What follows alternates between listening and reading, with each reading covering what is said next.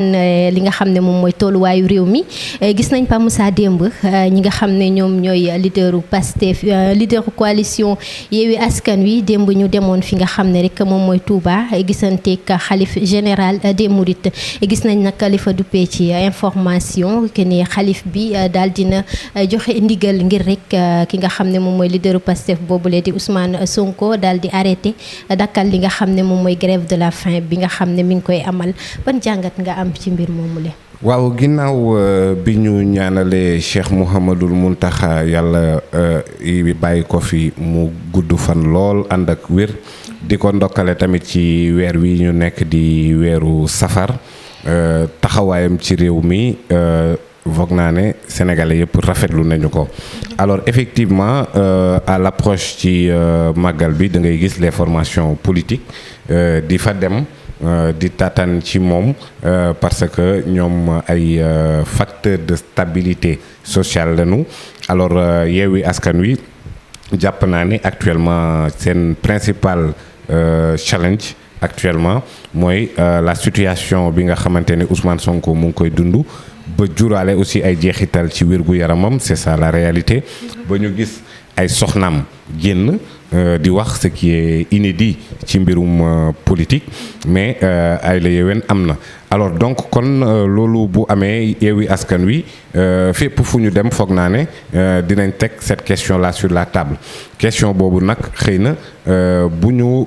di wax ak kilifa gi Cheikh Mouhamadoul Mountakha revendication yi dinañ tourner autour de kaaw Ousmane Sonko notamment sa libération bu ci mënee def médiation mais aussi li nga xamante ne moom la jël comme initiative de résistance face à ce qu'il appelle une détention arbitraire donc loolu noonu nag à chaque fois damay rappeler que ni ki nga xamante ne moom jàpp na ne il est injustement détenu li mu am ci champ de manœuvre bariwul ki nga xamante ne dafa nekk prison mënul marche mënul wax mënul def vidéo mënul ci beaucoup de points de résistance yi nga xamante ne moom moo am ci kanamam mënu koo def alors loolu nag bu amee ay la yéwén li ci ëpp dañuy adapter beneen stratégie muy grève de la faim damay faral di wax que ne nit ku nekk il a la libre disposition de son corps sali bu la neexee bañ a lekk bañ a naan donte séeréer nga loolu doo ko mën mais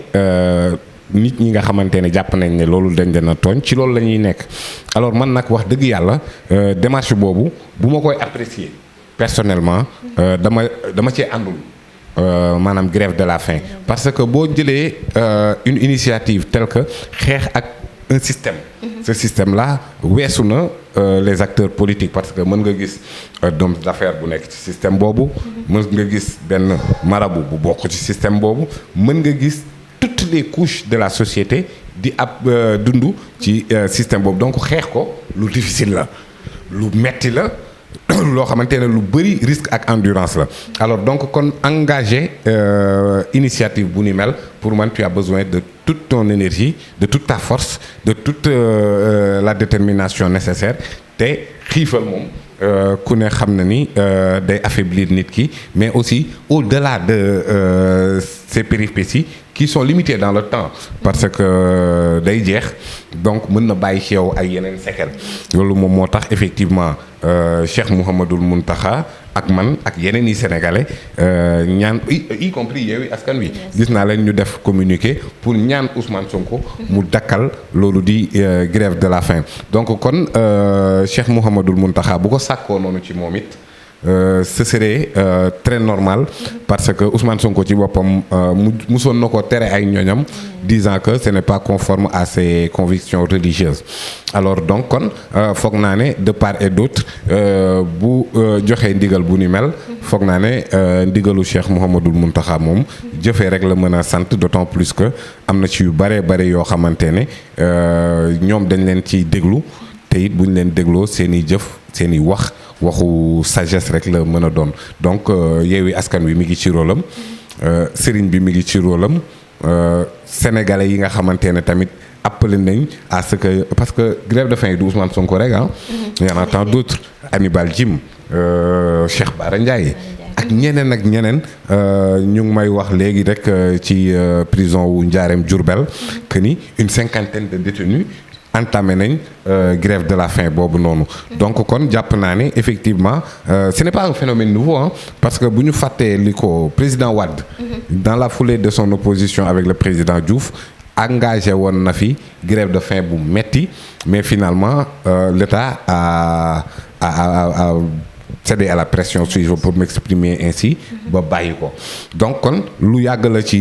taarixu politique donc kon Yewwi Askan Wi loolu ñu def seen rôle lañ nekk sëriñ bi it loolu noonu mu def ay la yéwén dañ koy rafetlu. d'accord Pa Moussa ñu gis que ne ni ki démb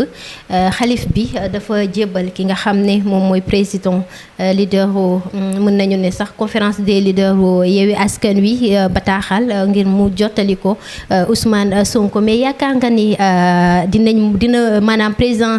conférence des leaders boobu de dina am accès ci Ousmane Sonko ba koy jottali li nga xam ne moom mooy bataaxal bi ndaxte ñu ngi gis ci image yi mu koy jox tàndarma ngir mu jox ko Ousmane Sonko pour mu dakkal li nga xam ne moom mooy xiifal bi. ouais non Ousmane Sonko bon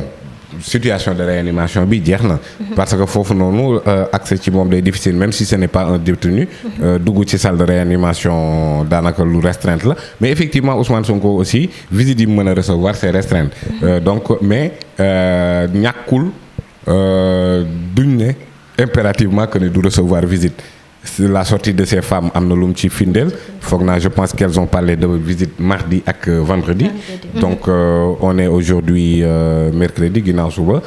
ñoom dinañ ko mën a gis même bu dul Habib Sy directement ses avocats ont accès à lui à n'importe quel moment parce que le droit d'assistance à un avocat loolu c'est un impératif et que avocat bi buy gis client wam loolu c'est sous le sceau de la confidentialité côté boobu je pense que ni avocat mi mën nañ ko gis à n'importe quelle heure